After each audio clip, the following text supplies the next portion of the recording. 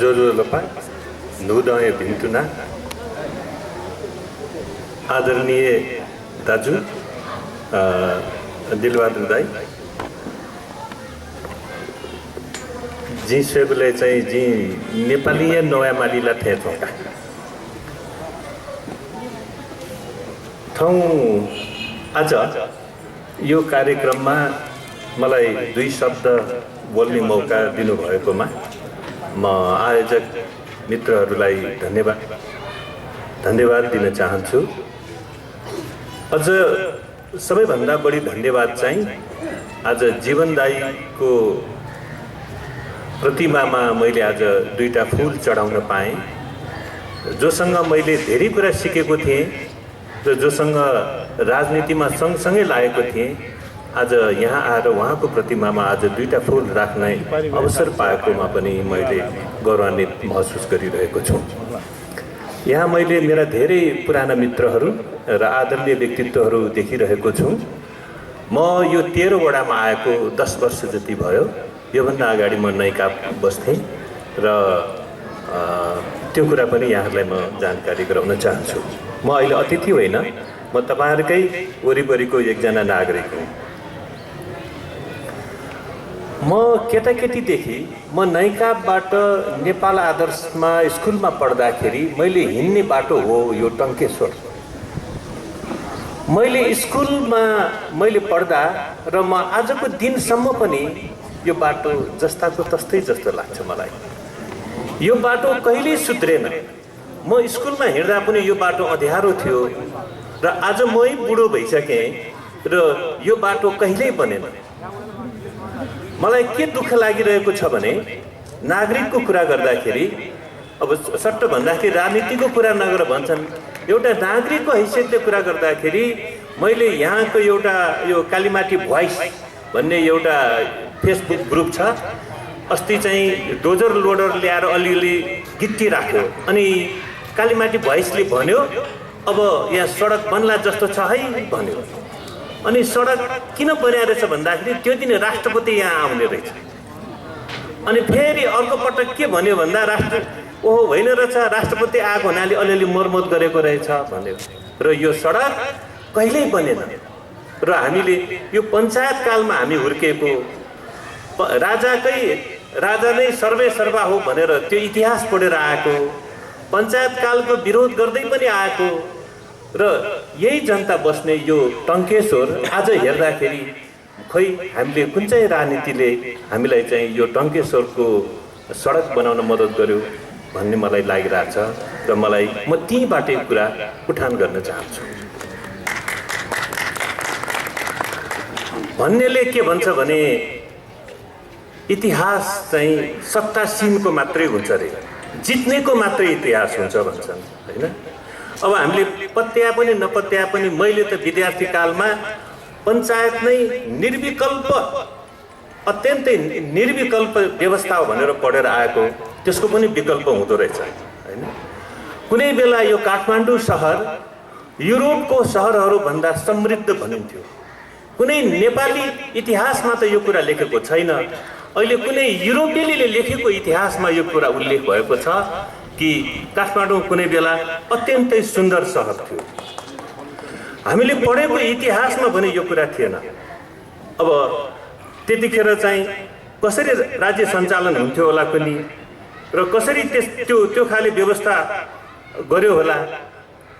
जब हामी केटाकेटी थियौँ पञ्चायतको व्यवस्था थियो, पञ्चायतका शासकहरूले जे भन्यो त्यो गर्नुपर्ने थियो, जे गर भन्यो त्यो गर्नुपर्ने, मर भने मर्नुपर्ने, त्यस्तो व्यवस्थाबाट हामी आएका थियौँ। र शाहहरू त्यही पञ्चायत व्यवस्थाको संविधान भन्दा पनि माथि थिए। जुन संविधान हामीले चाहिँ मान्न बाध्य थियौँ र त्यो संविधान भन्दा माथि चाहिँ राज परिवार थियो र त्यो राज परिवारको सुरुवातको वंश चाहिँ पृथ्वीनारायण शाह नै थियो नि होइन। पृथ्वीनारायण शाहले को हामीले अब जानी नजानिकन एउटा सानो इतिहास पढ्दाखेरि पृथ्वीनारायण शाहले त्यो चन्द्रगिरीको डाँडोबाट काठमाडौँ देख्नु भयो रे होइन। देखिसकेपछि यो सहर उहाँलाई लोभ लाग्यो रे, लोभ लागेपछि अनि यहाँको राजासँग मित लायो रे। अनि इन्द्र जात्राको दिन पारेर अनि आक्रमण गरेर त्यो धोखाधडीको राजनीति हैन। एउटा मानिसले नित लाएपछि कसरी लिन्छ? एउटै परिवार जस्तो हामीले लिने जुन एउटा हाम्रो परम्परा थियो, जुन एउटा हाम्रो मानवीय गुण थियो, त्यो मिचेर र हाम्रो त्यतिखेरको पृथ्वीनारायण शाहले अहिले हामीले भन्छौँ मुलुक एकीकरण गरेको छ, तर त्यसले हाम्रो नेवा राज्य भनौँ न त्यतिखेरको नेपालको स्थिति त्यहीबाट नै यो बिग्रदै गयो भन्ने मेरो अनुमान छ। त्यतिखेरकै काठमाडौँको हामीले गरेको सृष्टि, त्यतिखेरै काठमाडौँलीहरूले गरेको संवेदना, त्यतिखेरै भएको सम्भावना, त्यतिखेरै भएको हाम्रो यो सम्पदा चाहिँ दोहन गर्ने काम मात्रै भयो र त्यसको निर्माण चाहिँ भएन भन्ने मलाई लाग्छ। र त्यतिखेर कस्तो काठमाडौँ थियो होला, जुन काठमाडौँमा त्यतिखेरको आय स्रोत भनेको खेती किसानी मात्रै थियो र त्यही खेती किसानी गरेर आएको स्रोतले यति धेरै मन्दिर, यति धेरै दरबार, यति धेरै ढुङ्गाले बिछ्याएको चाहिने बाटोहरू, यति धेरै चोकहरू, यति धेरै बहालहरू बनाउन सकिने काठमाडौँ थियो। र त्यो काठमाडौँलाई हामीले सिंहदरबार बनाएर, हामीले सरकारी कार्यालयहरू बनाएर हैन, अथवा चाहे अस्पतालै किन नहोस्, चाहे विश्वविद्यालय नै किन नहोस् बनाएर हामीले त्यो उर्वर भूमिलाई सिद्ध्याउँदै लग्यौँ भने त्यतिखेरका रैथाने किसानहरू पनि गरिब हुँदै गए। अब मुलुकमा शाह शासन चल्यो, राणा शासन चल्यो र बिस्तारै अब प्रजातन्त्र पनि आयो, कम्युनिस्ट पार्टीहरू बने। कम्युनिस्ट पार्टी बन्दाखेरि तपाईँ आफै भन्नुहोस् कसको योगदान थियो हैन? पुष्पलाल श्रेष्ठ थिए, निरञ्जन गोविन्द वैद्य थियो हैन, अनि के अरे हाम्रो नरबहादुर कर्माचार्य हुनुहुन्थ्यो, काठमाडौँकै मान्छे नै थिए हैन। उहाँहरूले नेपाल कम्युनिस्ट पार्टी त बनाउनु भयो, तर उहाँहरू पार्टीबाट नै बहिष्कृत भयो। पुष्पलाल त एकपटक त गद्दार भन्ने पनि घोषणा भयो। त्यस्तै तपाईँ नेपाली काङ्ग्रेसमा हेर्नुहोस्, त्यो गणेश मानलाई पासमा पार्टीमा लाग्नु थियो र थिएन नि, आफै धनी मान्छे हुनुहुन्थ्यो, दरबारसँग नजिक थियो र काङ्ग्रेस पार्टीको एउटा एकदम के अरे बलियो मान्छे भएर आउनुभयो, तर उहाँ कसरी पराजित हुँदै जानुभयो। मलाई तपाईँ सोध्नुहुन्छ भने गणेश मानको त सुनियोजित रूपमा हत्या भयो कि क्या हो भन्ने पनि लाग्छ मलाई। त्यसरी यहाँ भएका काठमाडौँलीहरूको जुन एउटा योगदान यसरी बिस्तारै बिस्तारै बिस्तारै बिस्तारै चाहिँ यो एक किसिमको सुकुम्बासी बनाउने, एक किसिमको बिस्तारै घचेटेर लाने, मूल राजनीतिमा नराख्ने हुँदै गयो भन्ने मलाई चाहिँ लागिरहेको छ। अब त्यही कुरा यदि सम्झँदै जाने हो भने जब प्रजातन्त्र आयो, प्रजातन्त्रमा के भयो भन्दा पञ्चायत कालमा स्थापना गरेको हरिसिद्धि टायल कारखाना बिक्री भयो। सयौं किसानहरूको जमिन हडपेर बनाएको हरिसिद्धि टायल कारखाना एकदम थोरै मूल्यमा बिक्री भयो। आज पनि किसानहरू सोचिरहेछन् यदि त्यो अलिकति जमिन आज उहाँहरूको आफ्नो निजी भइदिएको भए उहाँका छोराछोरीहरू आज हार्वर्डमा, स्टानफोर्डमा पढाउन पुग्थ्यो त्यो पैसा। आज उहाँहरूले चाहिँ भनौँ न करोडको अरबको सम्पत्ति हुन्थ्यो। तर हामीलाई प्रजातन्त्रले पनि के दियो त भन्दा यहाँका साँच्चै रैथानेहरूलाई शोषणै गर्यो। र राजनीतिको मूल प्रभावमा यहाँका मानिसहरू मूल प्रभावमा रहन सकेन। जहिले पनि हामीले ताली मात्रै बजाइरहे, हामीले उहाँहरूलाई घरमा लुकायौँ, हामीले उहाँहरूलाई पाल्यौँ हैन, हामीले उहाँहरूलाई आफ्नो छोरी पनि दियौँ। कस्तो बेला दियौँ छोरी भन्दा त्यो केही सम्पत्ति नभएको मात्रै होइन, सम्पत्ति पनि नभएको, एक जोर चप्पल पनि लाउन नसकेको बेला मात्रै होइन, जिउ ज्यानकै ठेगान नभएको त्यतिखेरको भूमिगत नेतालाई हामीले हाम्रो छोरी पनि दियौँ नि हैन। र त्यसरी हामीले के गर्यौँ, जहिले पनि सहयोगी भूमिका निभाएर आयौँ, कहिले पनि मूल प्रभावमा हामी आएनौँ।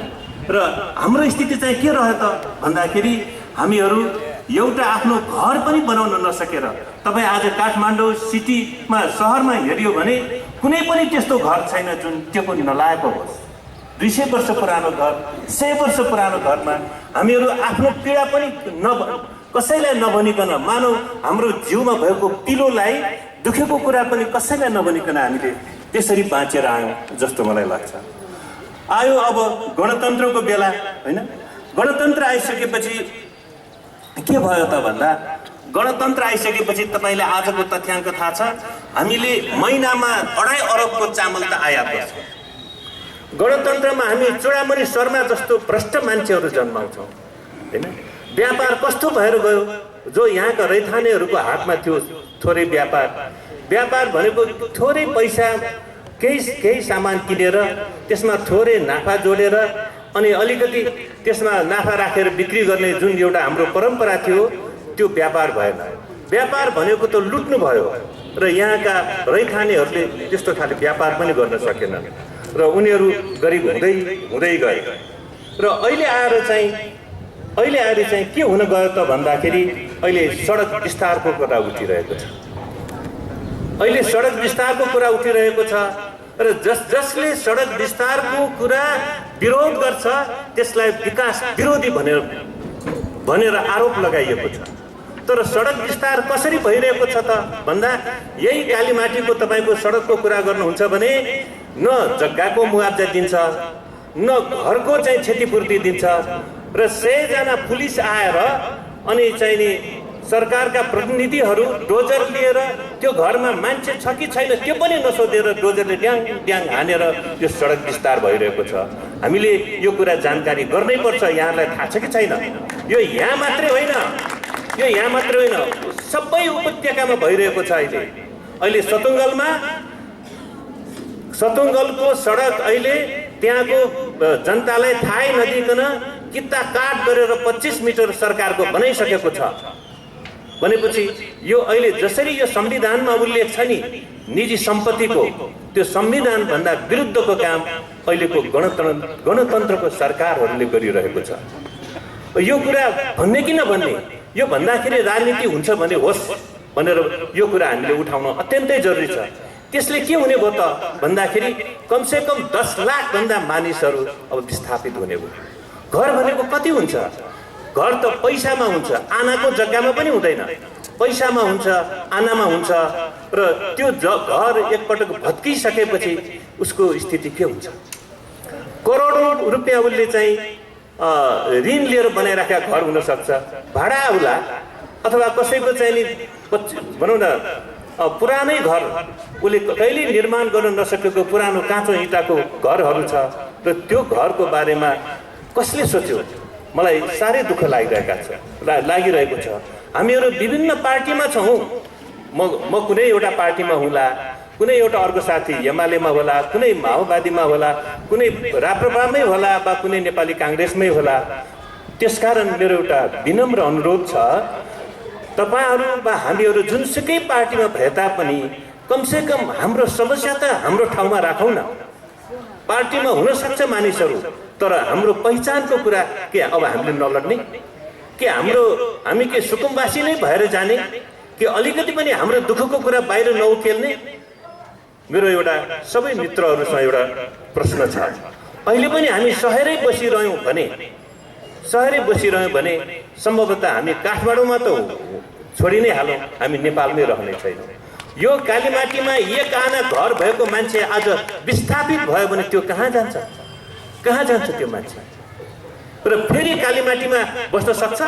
कालीमाटीमा बस्न सक्ने कुरै नगरौँ, ऊ नेपालको कुनै पनि ठाउँमा बस्न नसक्ने भएर आउँछ।